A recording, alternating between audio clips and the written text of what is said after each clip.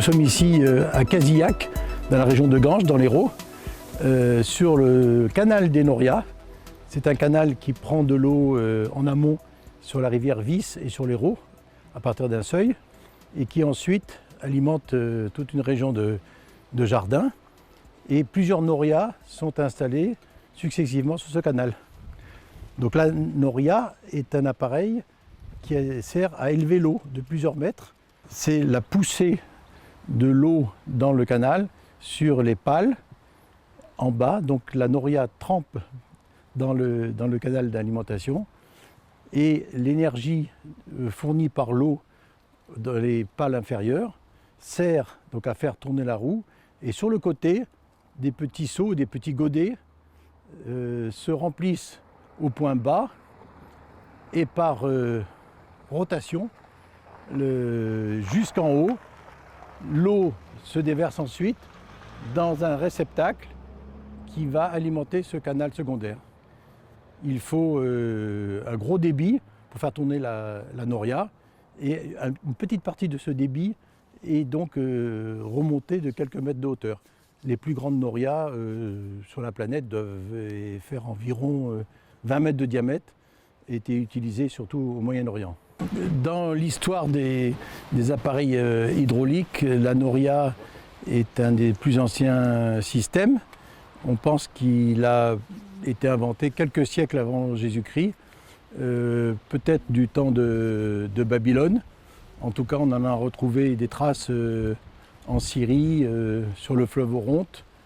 Le mot Noria vient de l'espagnol, c'est le mot espagnol, mais qui vient lui-même de l'arabe. Il faut savoir que la civilisation arabo-musulmane a permis l'expansion de savoir, de technologie, de l'hydraulique, depuis le Moyen-Orient jusqu'à l'Andalousie.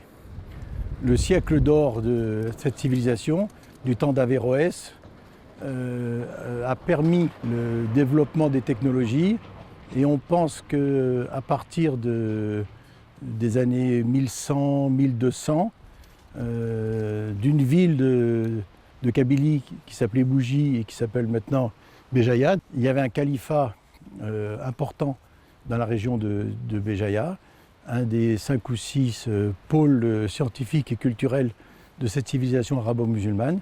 Et à partir de cette ville de Béjaïa, une partie des connaissances de l'hydraulique, des sciences, l'algèbre c'est un mot arabe, l'alcool c'est un mot arabe, alcali c'est un mot arabe, une partie des sciences sont arrivées en Italie, qui ne s'appelait pas l'Italie à l'époque, et ça a permis l'expression de la Renaissance italienne grâce aux sciences transmises par cette civilisation arabo-musulmane.